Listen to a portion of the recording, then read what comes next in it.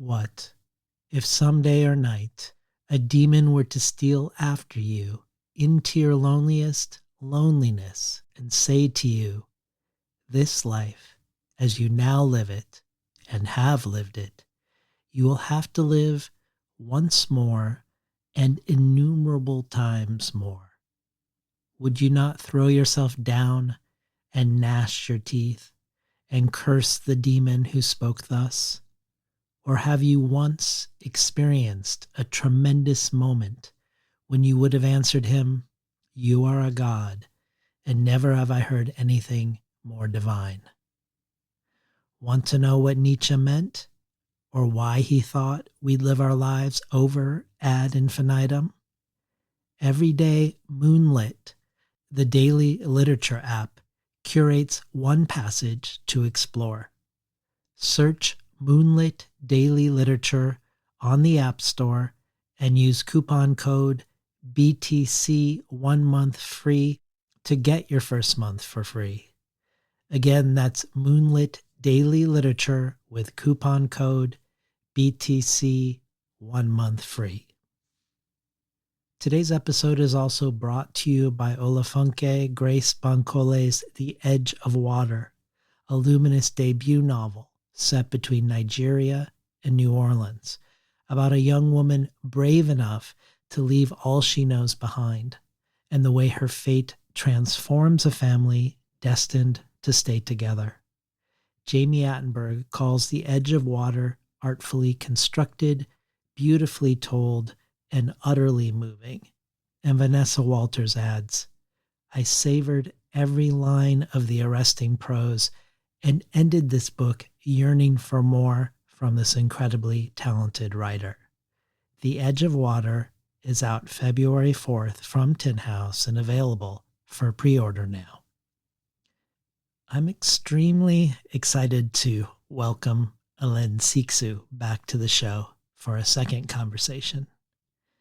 As I mentioned when she first appeared in 2022, given that her work and writing life now spans more than a half century, but also because this 50 plus years of writing exists within and has influenced multiple fields, writings of philosophy, literary criticism, theater, fiction, and memoir, all written with the distinct poetics, that because of the limited time we had together and this immense wealth of material, it felt important to me to not try to attempt a survey or a retrospective, but rather to sacrifice breadth on behalf of depth.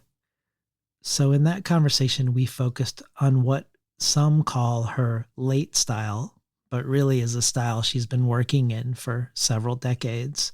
Books that some describe as novel memoirs, but really are books on the borderland between not fiction and nonfiction exactly, but the present and the past, memory and history, imagination and memory, history and literary history, dreams, myth, and story, between the self and the other within the self.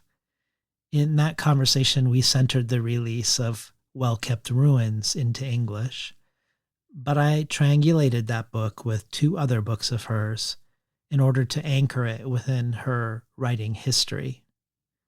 And today's conversation in this respect is similar insofar as it centers her latest release, Rêvoir, also a book written in this borderland style and form. And again, I triangulate it with 2 other books of hers, one from 25 years ago and another from 50 years ago. But what's so exciting to me about today's conversation is not the similarity in approach and focus, but how utterly different the 2 conversations are. Whereas the first foregrounded the historical, whether her family's history in Algeria or in Germany, and how it intersected with the psyche and with memory, today's feels both more metaphysical, dealing with questions of time and death, and also more linguistic, where Cixous talks about how writing haunts language, or how the words themselves are writing, and how words themselves do more than depict, but generate worlds in a way that reminds me of some of what Cecilia Vicuña and I explored when she was on the show last year. What is great about this to me is even though today's book, Rêvoir, is a book written in very particular circumstances during and deeply influenced by the pandemic, by questions of confinement and flight, death and rebirth, plagues present and past, really today's conversation could have been more historical and psychological like the last one. And the last conversation could have been more linguistic and metaphysical. In other words, I feel like these two conversations are additive and complementary to fully understand all the elements going on in one of Hélène Cixous' borderland hybrid books. Together, in either order, I think the two conversations give a well-rounded sense of all that comes into play for her. Before we begin, I want to mention, as I do in the interview itself, that the last time Hélène was on the show, I did a nearly hour-long conversation with one of her main translators, the poet Beverly B. Brahick, for the bonus audio archive. The focus of that conversation was the translation of Well-Kept Ruins, but at the time, she was in the middle of translating the book that we are now discussing today, and Beverly and I discussed back then the challenges she was up against in doing so.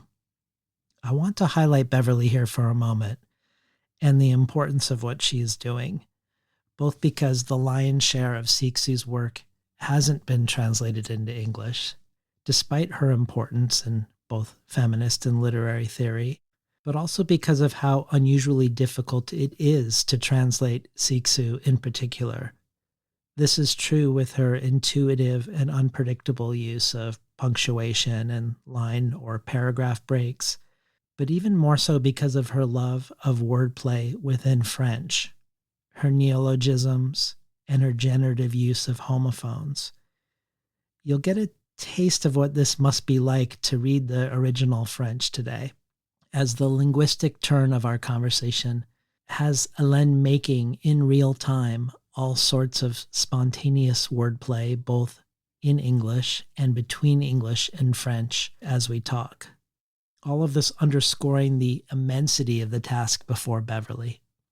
In that spirit, I've included Beverly's latest book of her own poetry in the bookshop associated with today's episode, a poetry collection called Apple Thieves, a collection also written during the pandemic, where the reviewer in the Los Angeles Review of Books wonders out loud about how the pandemic might have affected her lines and sentences, just as we wonder this today about Cixous' work. And that reviewer uses lines of Elizabeth Bishop's to try to get to the core of Beverly's collection. Quote, "Life and the memory of it, so compressed, they've turned into each other. Which is which?" These lines that I think could also describe the book Beverly has brought into English for us, Rêvoir. Really, these three conversations, the two with Hélène and the one with Beverly, create a dynamic whole. And the conversation with Beverly is only one of hundreds of jewels in the bonus audio archive. You can find out how to subscribe to it and about the many other potential benefits and rewards of joining the Between the Covers community as a listener supporter at the show's Patreon page, patreon.com/betweenthecovers. Lastly, this conversation, like Hélène's book, is also one about cats. Cats are actors and agents within the book. They are sources of inspiration and the vehicles through which contemplations of time and timelessness, shelter, and wilderness occur. Fittingly, this is the first time in my cat Zora's 2 years of life that she wanted to be in the room while I recorded. And uncannily, near the very end of the interview, Zora asks to be let out of the room. At the very same moment, Hélène's cat, Isha, approaches her to become part of the conversation. I leave elements of this encounter, of me freeing Zora and of Hélène calling Isha up to the screen, because it happens when Hélène is describing her mother, very late in life, at the age of 100, discussing the need to belong, a belonging that's framed as very tribal and familial, a sentiment both foreign to her mother earlier in her life, and much more so to Hélène's own way in the world, whose work is so porous to otherness, to the strange and to the stranger. Fittingly, the cats, on two different continents, interject themselves, puncturing this attempt to harden the borders of identity, and they insert themselves into our kinship circle across species. So, without further ado, here's my conversation with none other than Hélène Cixous.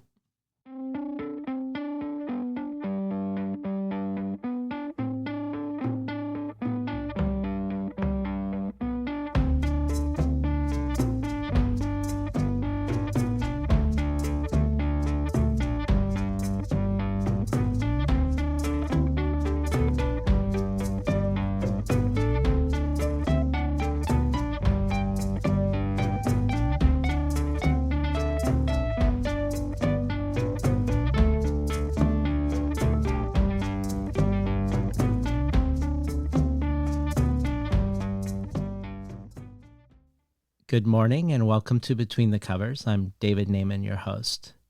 Today's guest, poet, novelist, playwright, critic, and philosopher Hélène Cixous, is a writer and thinker that Jacques Derrida called the greatest writer in the French language. Cixous founded the University of Paris 8 and its Center for Women's Studies, the first of its kind in Europe, and remains emeritus professor of literature there. She's the author of more than 70 works of theory, fiction, philosophy, plays, poetry, and critical essays that often create new modes of exploring relationships between history, autobiography, literature, language, psychology, the unconscious, and dreams. She's written extensively about other writers, including Franz Kafka, Thomas Bernhard, and Ingeborg Bachmann, and her extensive writing about Clarice Lispector is to be thanked for bringing Lispector's work to the notice of a larger audience outside of Brazil. In feminist theory, she coined the term écriture féminine, women's writing, a method and practice of literary writing that examines the relationship between the psychosocial inscription of the female body and female difference in language and text.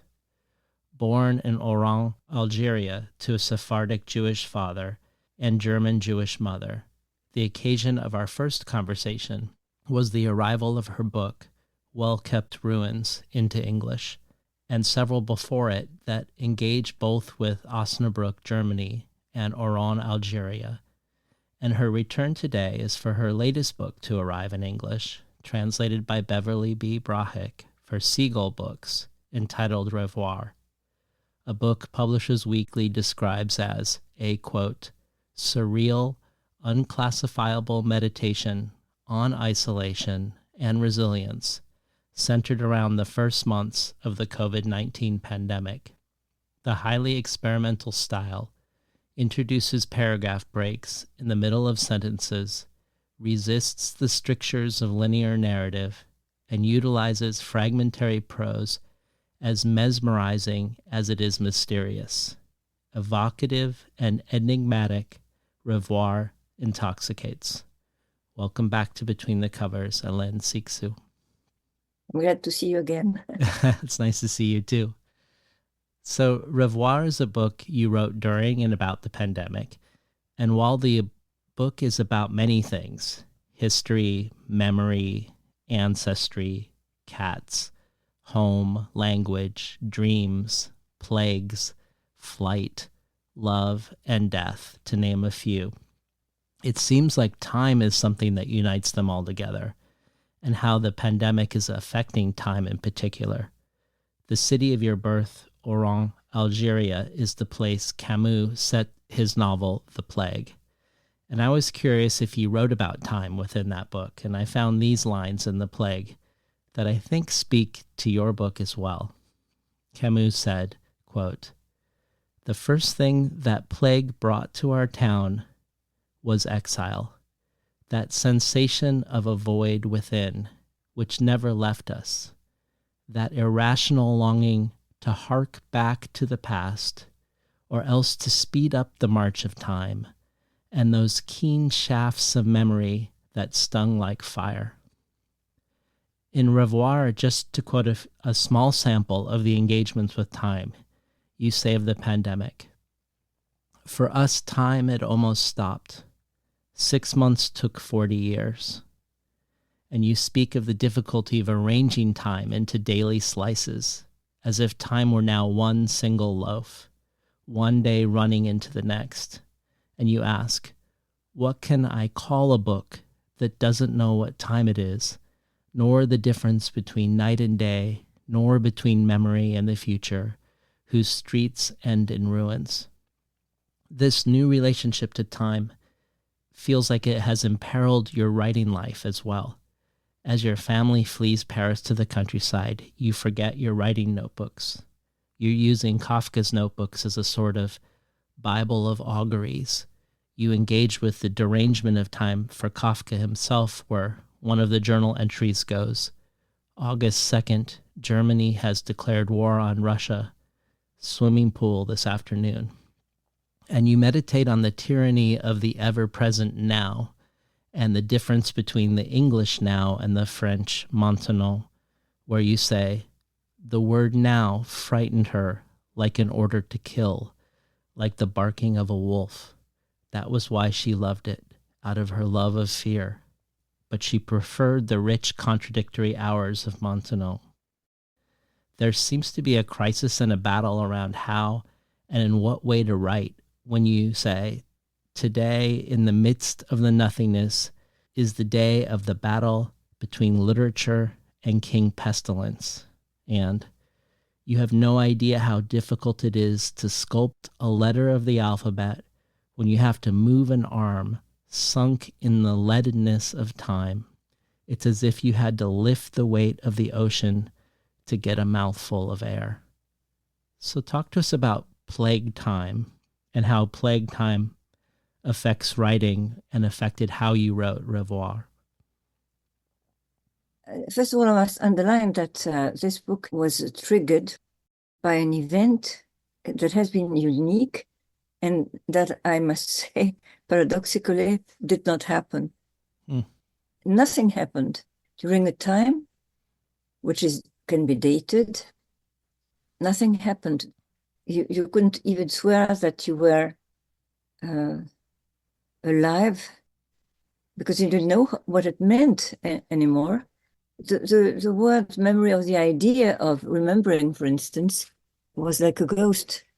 I'm sure you have lived that too. And I must say that one of the first things that I experienced was that the subject, the I, had an extraordinary feeling, an uncanny feeling that everything that one could feel somehow was being felt in exactly the same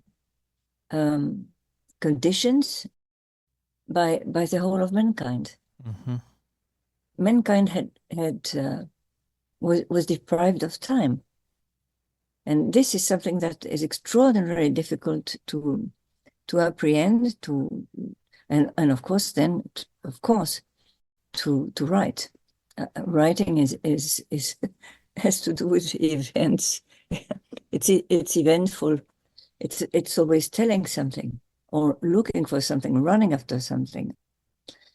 Nothing happened, and so the question of what time is was the only way the mind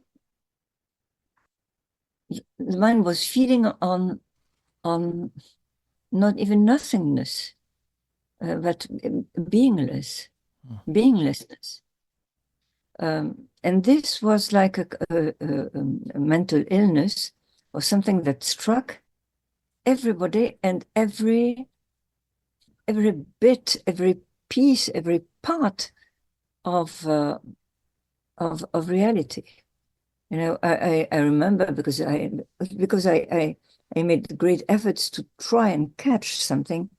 The time when I realized that the streets, when I could set foot in a street, the streets had become something completely artificial. I didn't even know whether the street was a street. You know, it was unstreeted.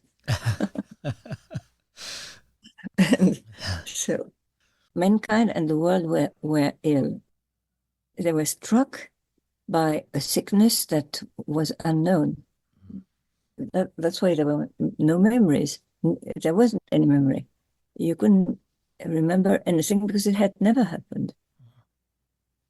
And then eventually, I realized after weeks and weeks of I was derelict, that it had happened, that there were books where Bibles where you could see that a comparable event had happened in very, very far past, or analogous events had happened, and they all had to do with plagues.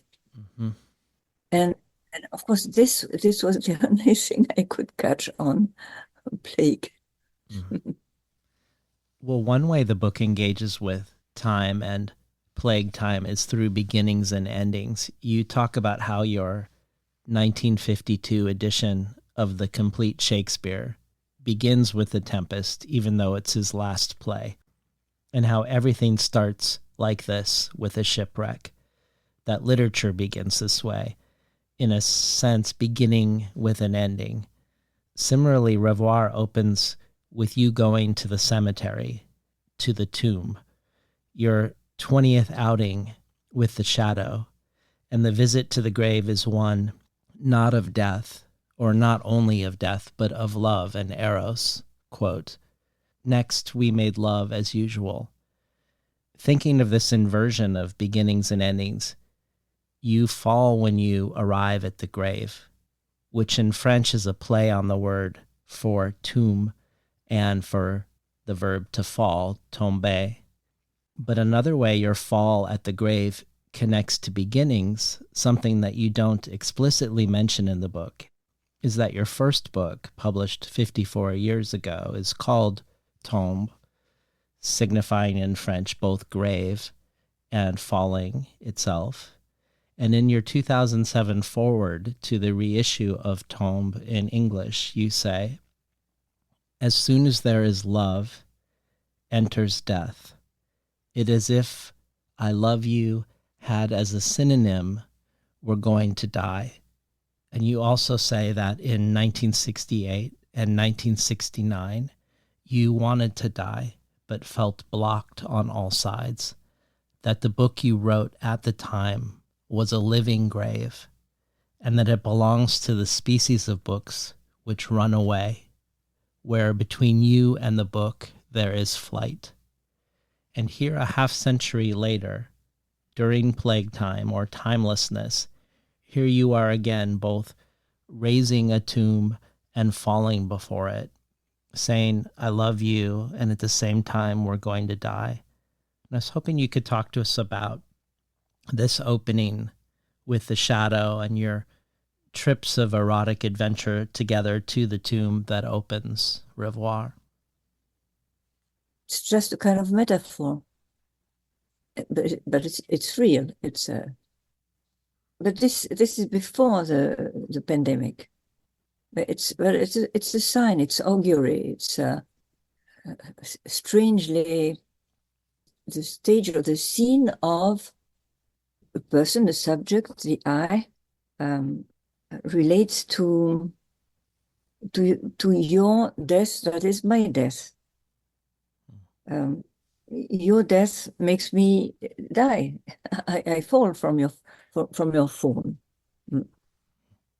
So strangely, if it were a film, it could be a first sequence, a kind of a prologue. And the prologue is you don't understand it. Of course, what is important and which you have emphasized is the work of language. Maybe things wouldn't happen if tombe were not homonymously both the grave and the verb falling, fall, the fall. This, of course, is the way language keeps inventing, writing poems, books, etc. Whereas you think that you're leading your own life and talking and having conversation or meeting David, etc. And during that time, an incredible number of little scenes happen somewhere in the world of permanent creation and destruction inside the universe of language. Everything has, during the pandemic, which we never called pandemic in France, so that's also very interesting. Those events like wars, etc., big catastrophes, they're quickly named by the different cultures, countries, languages, with different appellations. For instance, we in France simply pointed at the virus as COVID-19. Then if you go to Germany, then it's Corona. But if I think about if Corona happens somewhere in my mind or head or my soul, then it will work differently, bring different hallucinations or references. I don't know how you named these events in English or American. These times when the catastrophe was reigning over the universe, we were imprisoned. The French language people were incarcerated. They were incarcerated. It was agreed that we would design it as confinement. I think that confinement in English is lockdown. Yeah, or confinement too. You used confinement? Yes. Well, staying with this question of language, much of this book feels like it has a dream logic. These journeys with the shadow feel like a dream, and the book itself also contains many of your dreams. A dream that you are in Oran during a plague, a dream that you are in a portrait called year 2420 after Thucydides, the ancient Greek historian who both wrote about and survived the plague in ancient Athens. A dream of you being 5 years old and saving your grandmother from Germany and bringing her to Africa. Another where you were, unlike in real life, lovers and shared a house with your philosopher friend named D, and many more. And I bring this up because the title of your book, much like the title of your first book, is untranslatable into English. If it didn't have the circumflex over the letter E, Rêvoir would simply mean to see again, as in au revoir, see you later. But with the circumflex, the rêve part of Rêvoir becomes the word dream. And last time when you were on the show about Well-Kept Ruins, I also had a conversation for supporters with your translator, Beverly B. Brahek. And at the time, she was in the middle of translating Rêvoir. And she talked about all the ideas that she had for titles. None of the ideas she had felt satisfying. Titles like Dreamscope, for instance, if I remember correctly. But I think smartly, the title remains itself. Impossible to be an English word. And the French is some sort of combination of re-seeing or re-dreaming or dream-seeing and surely other things. And I was hoping you could talk a little bit about Rêvoir, the word and the title. It's interesting, I must say, because of course, when we were speaking, in another century, centuries after the plague of translating and how to translate. Eventually, there was a dead end. That is, one couldn't find a proper way of translating it. That's interesting because, as I just told you before we started this conversation officially, I've read Rêvoir during this week in order to rekindle the relation to this strange object. And I didn't remember how we eventually had agreed to translate. I thought maybe there's a title, but I don't remember it. But I think in a very wise way, and also because it was fatal, you couldn't escape it. It remained in its impossible affirmation, imperative. It can be an imperative or an infinitive or a substantive. You don't know the grammatical category. And as you justly pointed, it was actually, you couldn't escape the circumflex. So I started thinking about the circumflex and the fact that it decides everything. It's a sign, it's a diacritic sign. It's most interesting, actually. It's a roof if you draw it if you do a child drawing of it. It's a roof, but it's floating there. And then what is fun too, it's the junction of French accents, which are not, of course, which can travel to the other languages. There are no accents in English.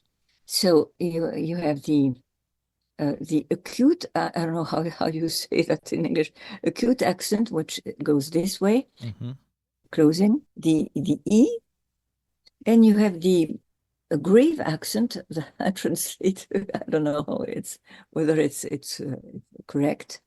And this is to open, on the contrary. So it's also a kind of door opening and closing.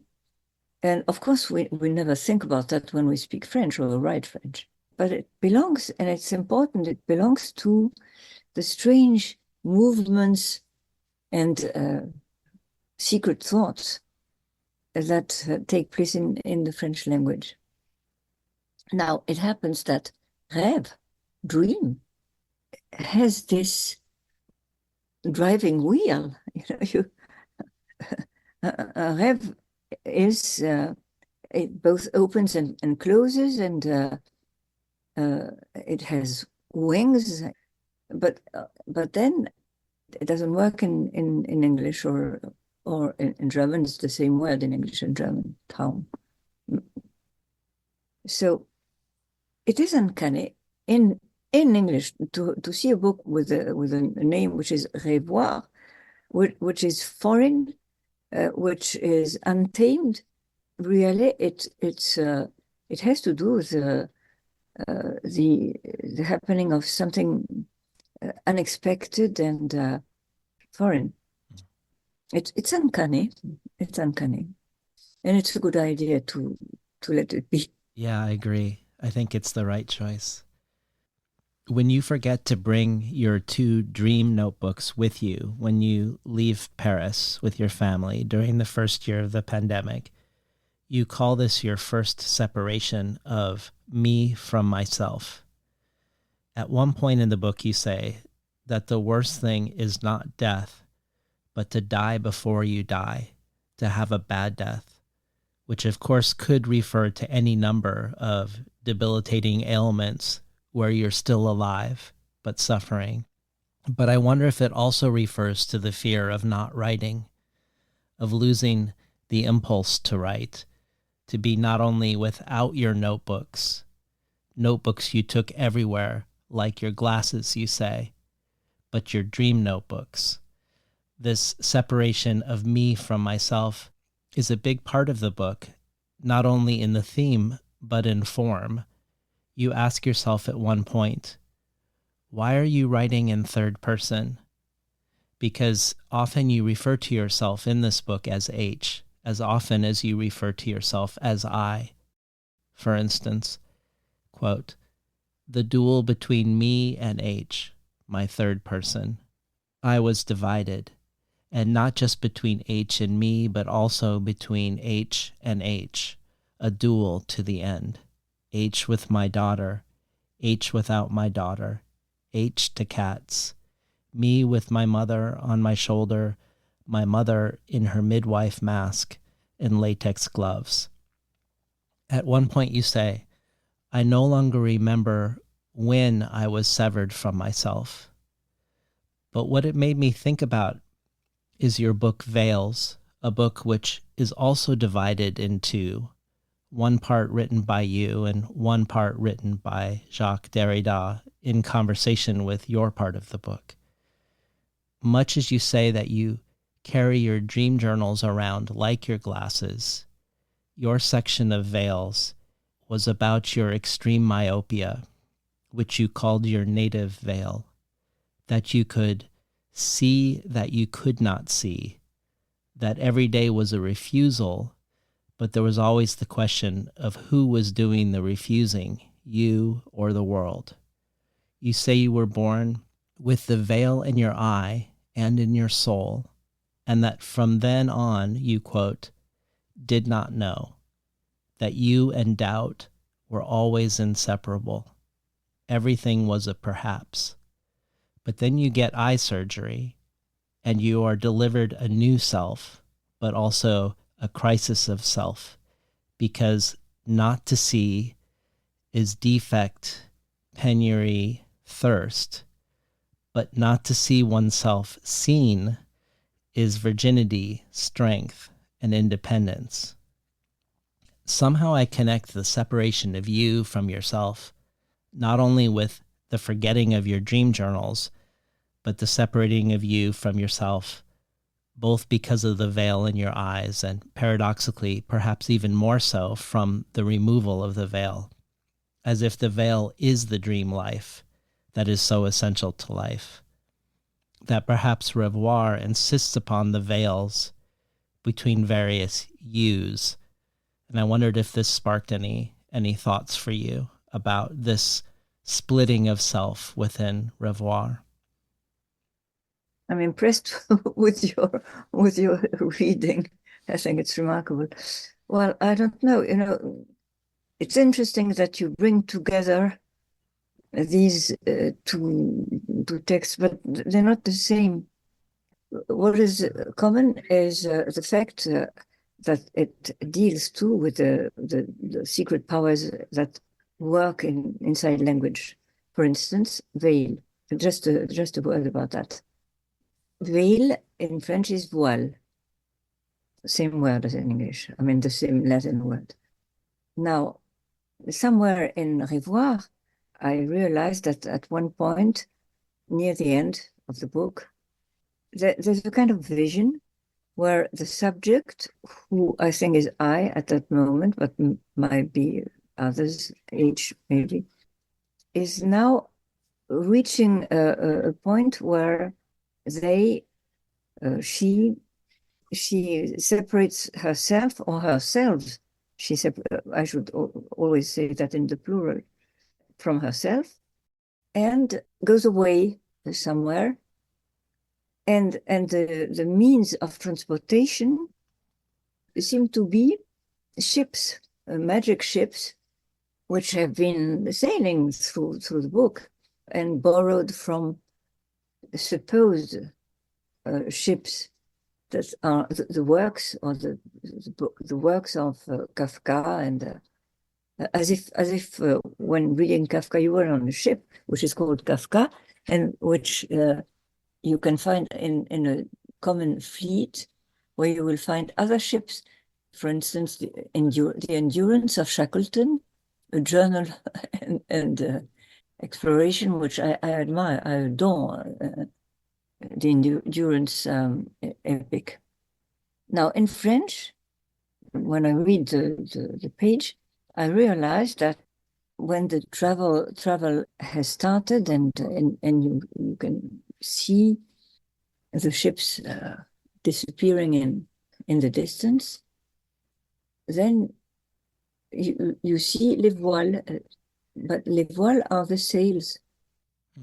These voiles are not the veils, but the sails. And of course, this again is a turn of language of French. And in the same way, the landscape becomes veiled by vapors, haze, etc. Okay, in French it's vapeur, the same word. Of course, you get the same word in English. So vapeur. But then, if you listen, vapeur is also a boat. So this is the way inside language as haunted by writing. There are so many adventures, so many speeches, so many exchanges. There are so many books and poems inside a book.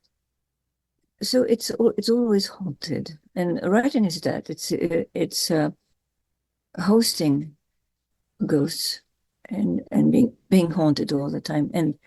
And of course, a writer is simply somebody who it's like a kind of music you hear, whereas you think that you're writing a story, for instance. Inside the story, there are many other stories and adventures of all kinds, and chaos and creation. Well, speaking of chaos and creation, cats are a crucial element in this book, both in regards to time, and I suspect in relationship also to the division in yourself. You say, quote, "Except with the cats who reign over the present moment, I was mostly in the third person, at an undecidable distance from myself." Cats are major protagonists in this book, but they also are subjects too. You call your cats goddesses of the present. You aspire to describe your cat saints every single day as a writing practice. You say, "Long live cats. Nothing under the sun is more perfect." And you call Isha a poem with supernatural powers. You describe Haya killing a mouse, and here there is a blurring and a doubling of identities too, where you say, "The cat is a big silly mouse, a Chinese acrobat, a youthful trapezist who smiles at the abyss. The mouse is a microcat with super cat speed. She doesn't run, she flies. This is love, nothing more deliciously suicidal than desire." You say, "I can't do without cats. I can't think without cats. And before I was a cat, I was a hunter-gatherer. As a farmer, I have contradictory needs." This seems to echo against the tension between now and the more multivalent and contradictory Montagnard, a division between our cat-like pre-agrarian selves and ourselves since then. But whereas the cats most often represent the ongoing present moment, they also, at least in one point in the book, represent memory for you as well, leaping from dream to dream ahead of the nightmare in the so-called real world. I have a theory for you about cats in relation to your writing, but before I propose that theory, I was hoping you would talk to us more about this close cohabitation with cats during the confinement, during the pandemic, and how the cat in Rêvoir is protagonist, subject, mode of being, a reminder perhaps of another aspect of ourselves as well, and also of what we are not, and more. Yeah, then I must confess, these cats, they exist in reality. You know, they might be fiction, but they're not fiction. And what is not fiction is that what the blessing that it happened, they were for very particular reasons. It happens that in this time, the company I had was that of the cats, and also characters from my family. That's something else. But this was totally unexpected because these cats were babies. They didn't know about the world. It's as if they weren't born, they still were inside the womb of the house. They had never been outside. So what they gave me to contemplate was the fate or mystery of beings whose world was womb. And you could witness the mystery of their being attracted by the world, by outside, of which they knew nothing at all. They were inside. And of course, observation of beings for whom the world is only a phantasm is extraordinary. That is, I kept asking the cats about the wisdom or knowledge of the world they didn't know about. They had an intuition of what they were completely separate from, and maybe sentenced to never reaching outside. But everything in their body, in their breathing, everything expressed the urgency to go further. The sculpting of desire. There were pure desire, but so the mystery of desire. What is desire? Further, going, vital. So time, what remained of time, was embodied in the aspiration of the cats, the mystery of the cats. And so, of course, I also I identified completely with what they didn't know, but they were an incarnation of the soul. Mm. Well, in contrast to the contradictory nature of humans, where you describe yourself as wanting to go outside so you may wish to go back inside, or wanting to shelter inside in order to want to go outside. With cats, you most often associate them with speed. For instance, when time's doors slammed shut, the cats were newborn. They live much faster than we do. Within our enclosure, our two temporalities ran an unequal race. For us, time had almost stopped. 6 months took 40 years. Yet cat time the cat, leapt at the speed of a leopard. Already youth, already maturity's sheen. The cat slipped past like two svelte caravels. I saw them come and go, two fleshly illuminations, grace itself, the one pointing up the other, so quick, that my slowed down memory couldn't keep their quicksilver gleam.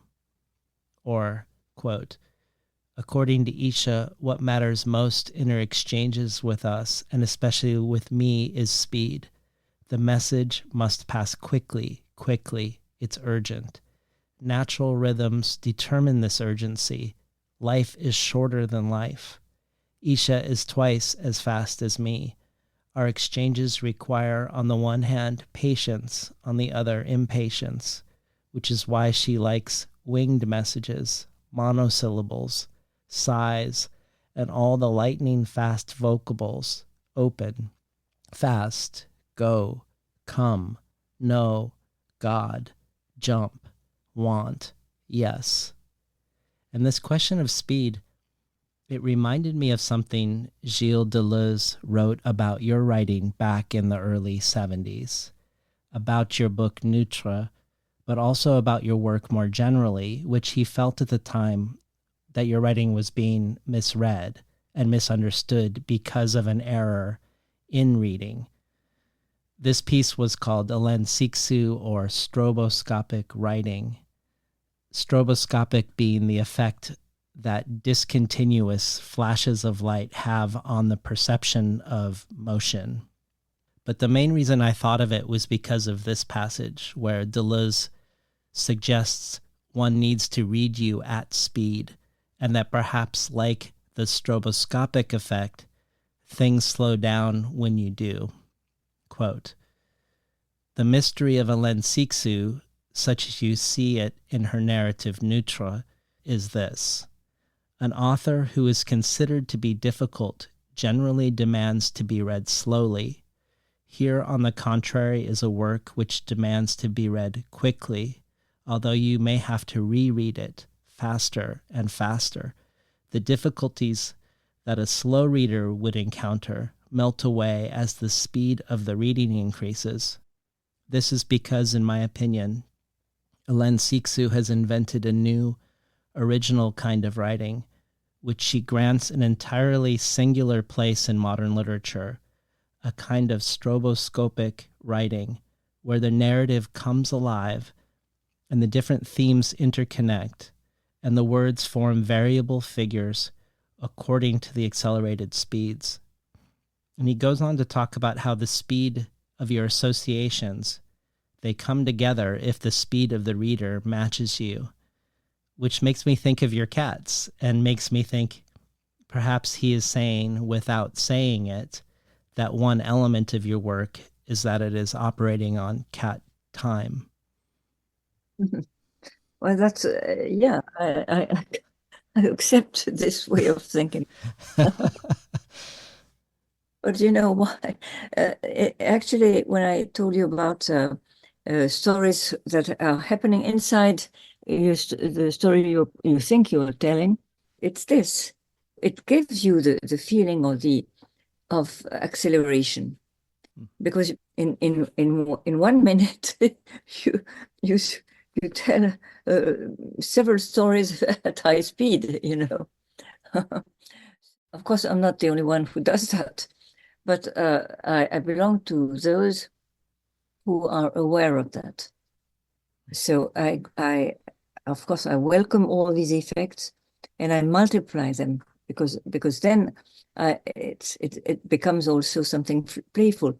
And when I say I'm not alone, of course, if you read John Donne, it's always everything is like that. Everything he says is playing a game, which may be unperceived by the reader. But then if the reader doesn't play, well, then the text will become obscure and heavy, etc. No.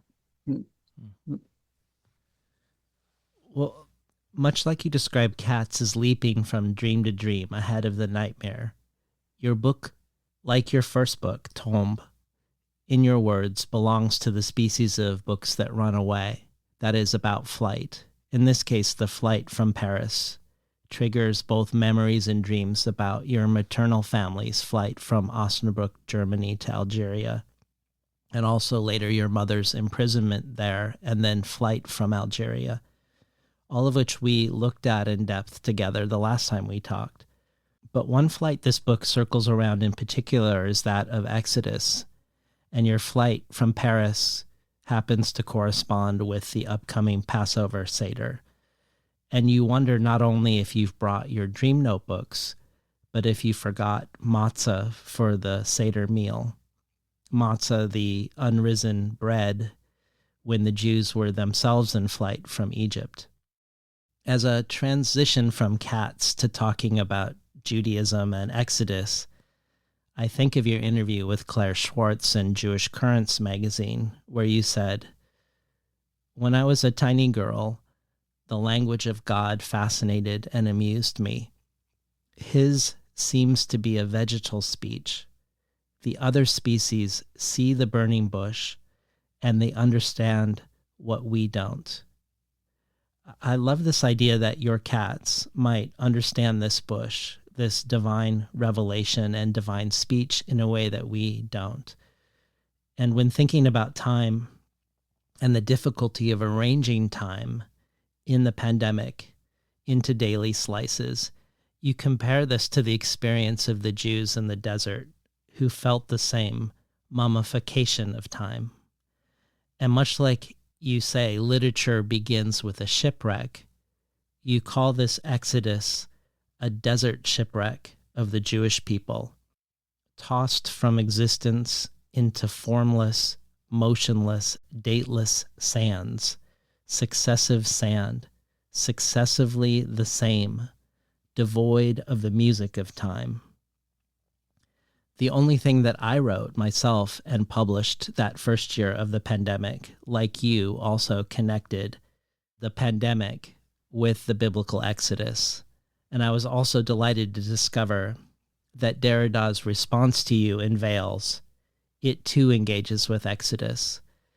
But before I bring both my thoughts and his connections into this, talk to us about the mummification of time, or Cats in the Burning Bush, or The Language of God, which is as untranslatable as many of your book titles, including the book that follows this one, whose title is A Magic Unsayable Word, from a Victor Hugo seance that conjured Shakespeare, or even how the return of your notebooks you described as messianic, or when talking about your cats where you say of them, the need to go out, after the belly, after the cradle, beyond the house, further than the house, beyond the territory, the urgency to go. This is God. Talk to us about God and language and flight in Rêvoir. I can't say anything about God, except God is... it's an invention, a fantastic invention. It's language inventing, and of course, if the name of God exists, I mean, God exists. God. I always enjoyed the fact that Joyce realized, of course, immediately that God was dog, a dog or cat. Mm. In my writing, I realize, I admit that there are plenty of occurrences of God, but it's always like that. That is has a kind of it, the hyper ghost that we can't do without. It's not, of course, a matter of faith. It's simply inescapable. It's the key is the key. The key in English and the key in French, who, is the who. Mm. But what I recognize, and I must say I enjoy, is the trace and the mystery of the Bible. For instance, you allude to Pesach, or to what, when I was a kid, we always said la Pâques, we said Pâques. It happens that a little later, after Rêvoir, I wrote a book which is called Incendiaire, to which I alluded when speaking with you. Incendiaire is also a title which is, it's a neologism. It doesn't exist. It's a portmanteau word, and you can, listening to it, you both make out incendie, that is fire. It's much more, it's richer in French than fire. And incendiaire, it's also without saying, incendiaire. And then why did I have to write incendiaire? Because it happened that 4 years ago already, the region where I have my house and where things take place, where my writing takes place, is located in a very large forest at the southwest of France. It's a huge forest, and it happened what is happening in LA, broke into fire suddenly, which might have happened a long time ago. It was the first time, and then the flight the fright wasn't in the direction of north to south, but suddenly, while I was in the south broke into flames, and I experienced something which I couldn't have thought really without the help of other comparable events. Again, it was not this time Thucydides, but it's comparable. It was Virgil. And I experienced that time was transformed and was approaching in the shapes of giant fires. And my house is located in the forest. So suddenly I had to face that. And after 2 or 3 days, seeing that the fire was winning over life and earth and everything, I realized that we had to flee. And so the subtitle of this book is Qu'est-ce qu'on emporte? What do we take along? What do we carry in haste? And the question, of course, was it was vital. I thought, now what do I save? And I thought, but this has already happened to mankind. And that was Exodus. Suddenly, you get a telegram from Moses telling you morning at 6 we have to flee. So what do we take? Provided that we're going to spend 40 years nowhere. So I thought about that. I thought, well, actually, this has happened. And it's, of course, a revolution in the timing and the fate of mankind. So we know what they had to carry, what they had to take with them, etc. And it's very strange after thinking that what they carry in haste is just bread. And what kind of bread? Kind of piece of paper, And then I thought, but this has accompanied the whole of literature, beginning with the beginnings of Western literature, that is Homer, and the beginning of Iliad, and the end of Iliad, and the beginning of the next chapters, which you don't find in the Iliad, but in what comes next, you'll find in Virgil, not in Homer, but in Virgil. The end of Troy, and the extraordinarily beautiful, incredible first songs, chapters of the Aeneid. Aeneid, is that how you say that? The Aeneid, yeah. And it's that. It's Troy is burning, and we know that mankind sleeps. And Aeneas is sleeping, and he has to be shaken awake, and realizing that your neighbor is burning, Ucalegon is burning, and jam ardet, jam proximus ardet, and already your neighbor burns. So it's a beautiful passage in the Aeneid. And of course, then, and Aeneas thinks, now, what do I have to carry away? I have to flee, but what do I take away with me? And of course, the answer is cultural, and it's the whole of the civilization at that time. As we know, he carries away his father on his shoulders. His son, he takes him by the hand. The role of woman is, you're going to walk behind us and take care of everything that can happen. And on the way of this race away from the fire, she disappears.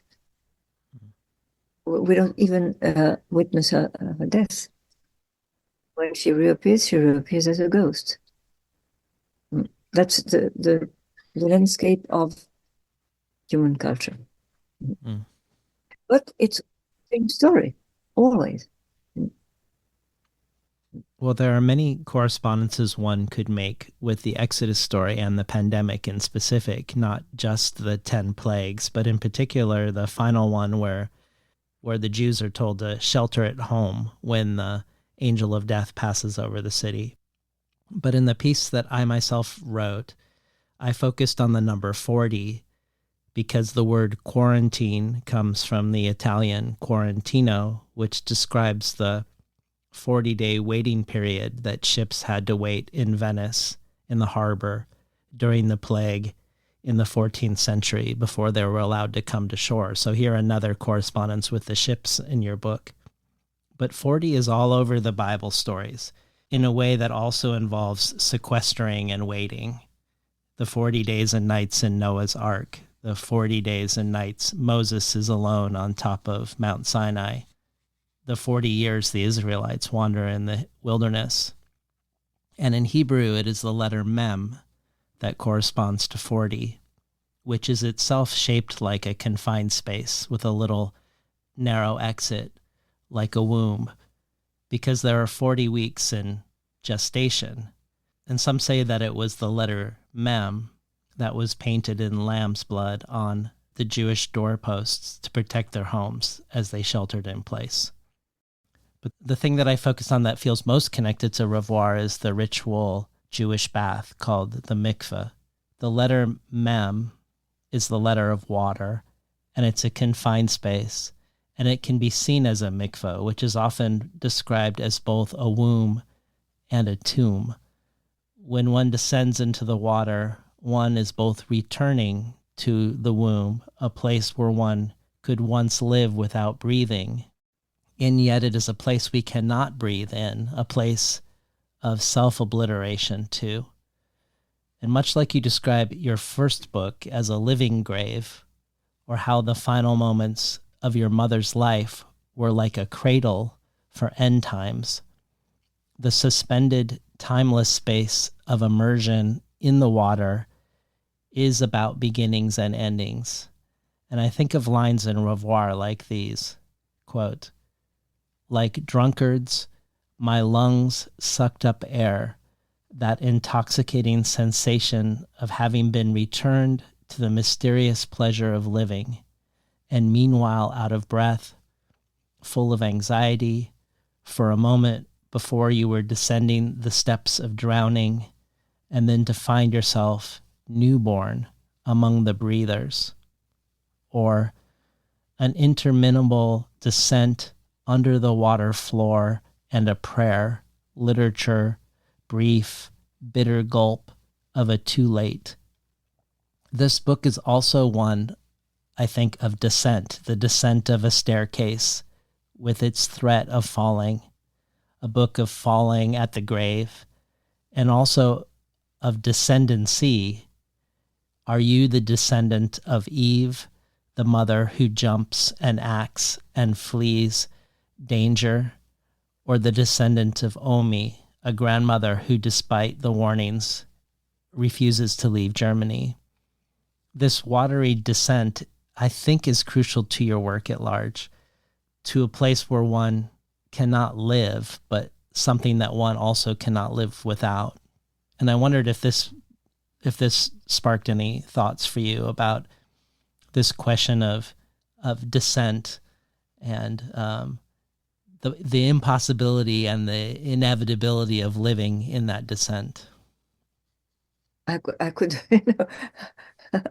could say yes. Everything you say is quite, it's true. It's pertinent. Maybe the figure that exists in my unconscious has to do with how to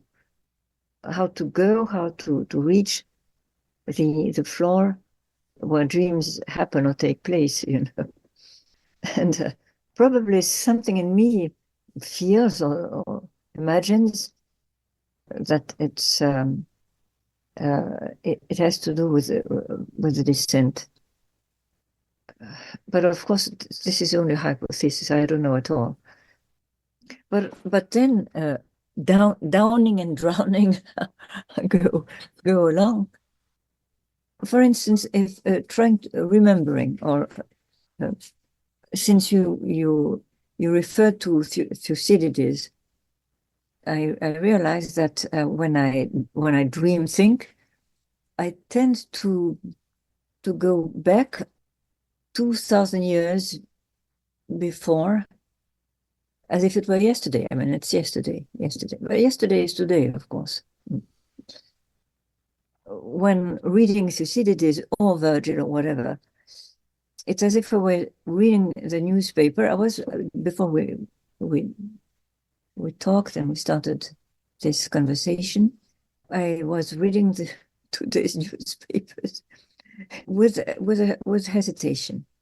That is, I wondered whether I should read them or not, because everything, of course, was full with Trump.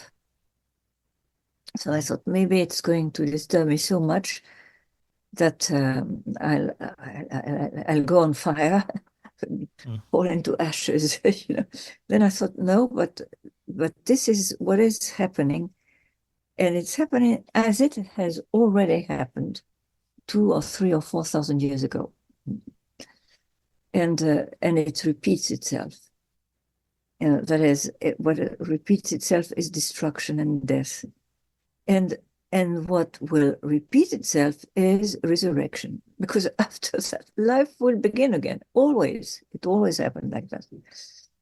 So what do I do? Do I go down time or up? Well, I'm not sure it's not up. I think maybe it's up there, you know. Or maybe it's down up. And maybe it's the two.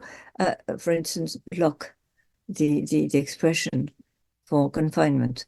Is it lock up or lock down?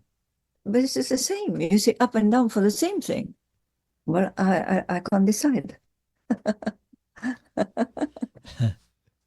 But that of course brings to me the theme which is most important in Rêvoir, and then comes back so often in my work, the theme of prison. Somewhere, maybe in Rêvoir or in another book, I don't know. I remember thinking that at one point, I was the only person in my close environment and familiar environment that has never been imprisoned in a prison. Everybody has been in a prison except me, except that maybe I'm imprisoned all the time. But concretely, my mother was imprisoned, my beloved was in prison, my brother has been in prison. I mean, everybody has been, except me. And then I think, no, it's not true. It's probably that I'm differently imprisoned, or that I have to. I dialogue with prison, with even and the word prison all the time. One of my favorite moments is a moment of defamiliarization between you and how you perceive your mother. She's always been the practical one. Unlike you, when she was alive, she avoided cemeteries, saying that the word cemetery in French rhymed with nothing to see. She described herself as being born modern. She wasn't religious. But when you look through her notebook now during the pandemic, you see the words written there, Pesach and Shavuot. Shavuot, a Jewish holiday she never celebrated, and Pesach, the Hebrew rendering of Passover, a way she never referred to it out loud. You write that it is as if she were living somewhere else now under a different identity. And this strange, unspoken connection, disconnection, this possible reassertion of something from her own childhood, but very late in her life. This mysterious assertion of modernity and ancient legacy at the same time reminds me of Derrida's response to you in Veils, which was called A Silkworm of One's Own, Points of View Stitched on the Other Veil, where he begins in Exodus also. He talks about how God says to Moses that in the Ark of the Covenant, the veil will be for you, with God as the veil giver. But eventually Derrida begins to talk most specifically about his father's tallis, his father's prayer shawl, and how for Derrida, the wearing of this shawl is not to become veiled, but something else. He says, speaking of his father's prayer shawl, quote, "A prayer shawl I like to touch more than to see, to caress every day, to kiss without even opening my eyes, or even when it remains wrapped in a paper bag into which I stick my hand at night, eyes closed. And it is another skin, but one incomparable to any other skin. It veils or hides nothing. Like an animal, it waits for me. I touch it without knowing what I am doing or asking in so doing, but to know at least two things, blessing and death."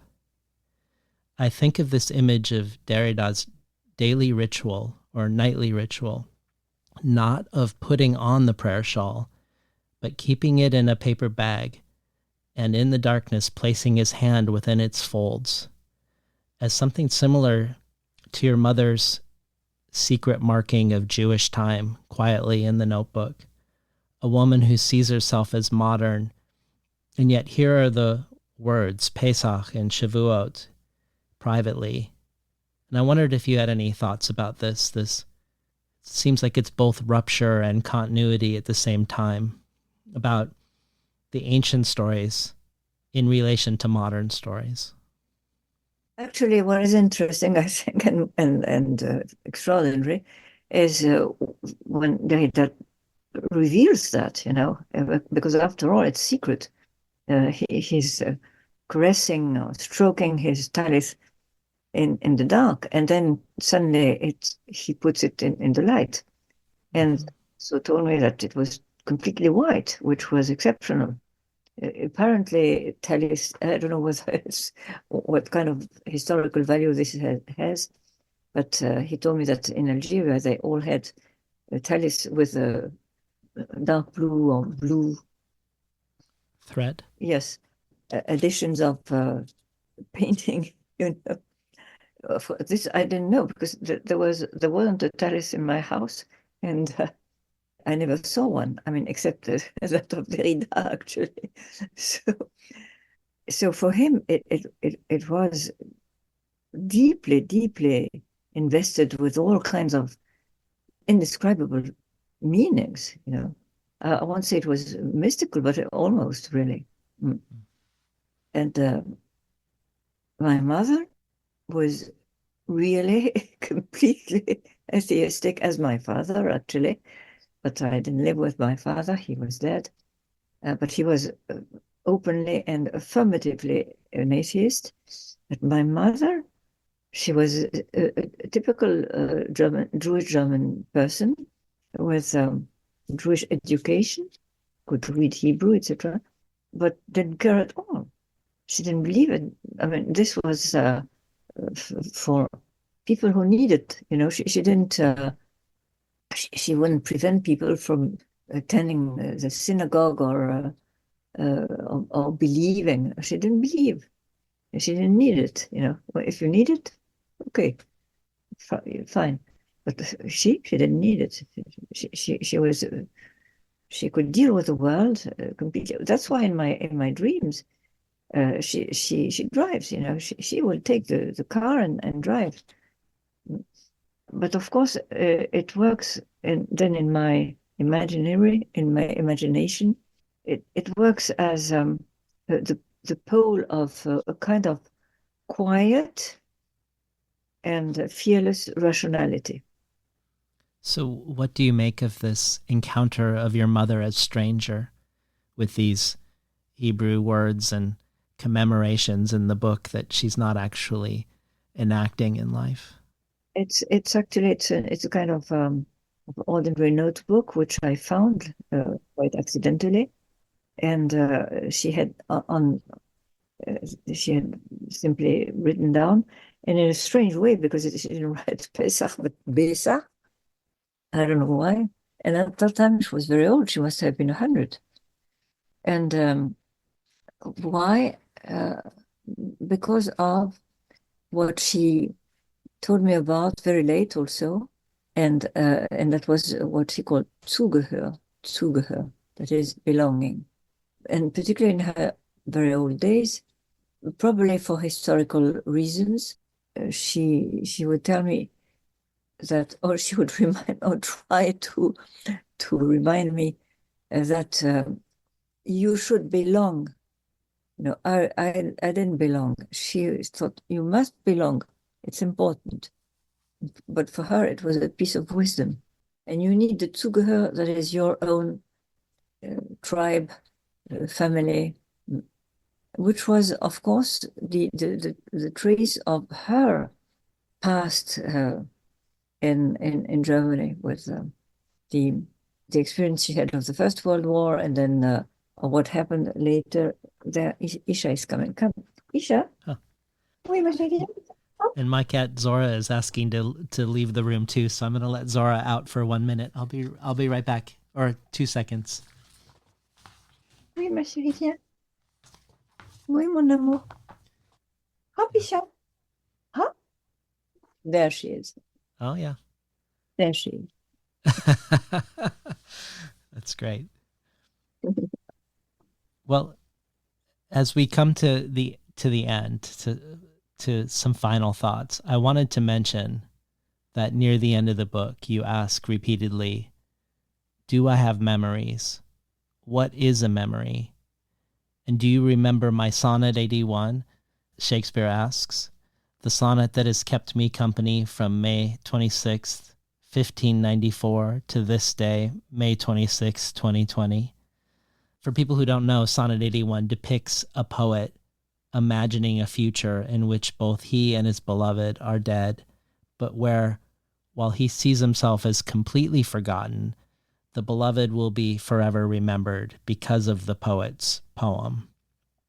In that spirit, I thought I'd end with words of your philosopher friend and dream lover in Rêvoir, Derrida, about the silkworm, this mysterious creature that was domesticated 5,000 years ago and now lives only in relationship to us, and mysteriously whose silk is biocompatible within our own bodies. Derrida says in Veils, and I imagine him here imagining a silkworm weaving its own prayer shawl, but this is what he says. Sericulture was not man's thing, not a thing belonging to the man raising his silkworms. It was the culture of the silkworm qua silkworm, secretion of what was neither a veil nor a web, nothing to do with a spider, nor a sheet, nor a tent, nor a white scarf. This little, silent, finite life was doing nothing other. Over there, so close, right next to me, but at an infinite distance, nothing other than this. Preparing itself to hide itself, liking to hide itself, with a view to coming out and losing itself, spitting out the very thing the body took possession of again, to inhabit it, wrapping itself in white night, with a view to returning to itself, to have for oneself what one is, to have oneself, savoir, and to be oneself, s'être, while ripening, but dying, thus at birth, fainting to the bottom of oneself, which comes down to burying oneself gloriously in the shadow at the bottom of the other. Thank you for coming back on the show today, Hélène. Thank you, David. It's beautiful, you know, what you've read. And also it's strange and particularly moving because he really cultivated silkworms Oh, he did. Oh yeah, of course. When he was a kid, yes.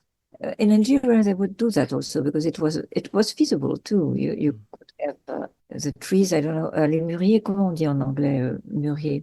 Is it the mulberry? Maybe I don't know. Maybe it's mulberry that you use. I mean, that silkworms eat Yes. yeah, he did that. Huh. It's a kind of it's a secret of it's a secret, a secret. Well, it was a pleasure having you back on the show. David, I love Susura. And to Isha and Haya.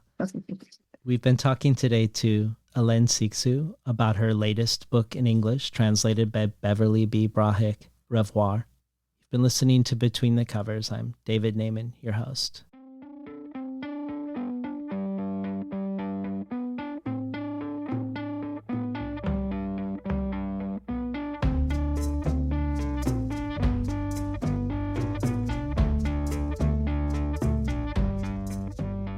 Today's program was recorded at the volunteer-powered, non-commercial, listener-sponsored, full-strength makeshift home office of me, David Naiman. For the bonus audio archive, we have a long-form conversation with Hélène Cixous' translator, the poet Beverly B. Brahick, where we talk about the challenges and joys of translating Cixous' work, as well as about Beverly's own poetry practice and how it sits alongside her work as a translator.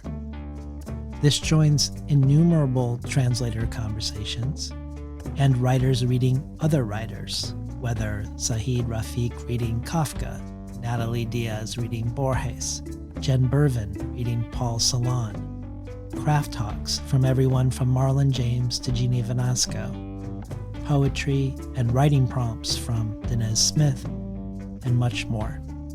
And the bonus audio is only one possible thing to choose from if you enjoyed today's conversation and join the Between the Covers community as a listener supporter to help keep this quixotic endeavor going strong into the future.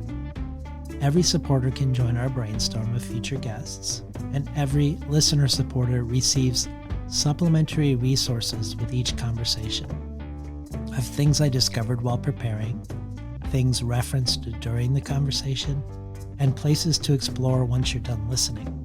Additionally, there are a variety of other potential gifts and rewards. The bonus audio archive, the Tin House Early Readership subscription, getting 12 books over the course of a year, months before they're available to the general public, rare collectibles from past guests, or a bundle of books selected and curated by me and sent to you.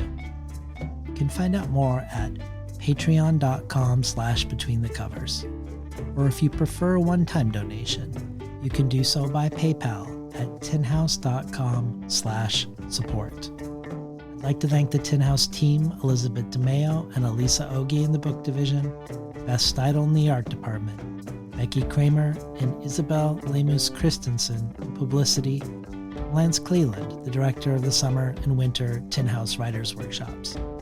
Finally, I'd like to thank past Between the Covers guest, poet, musician, composer, performer, and much more, Alicia Jo Ravens, for making the intro and outro for the show. You can find out more about her work, her writing, her music, her film, at aliciajo.com, ALICIAJO.com.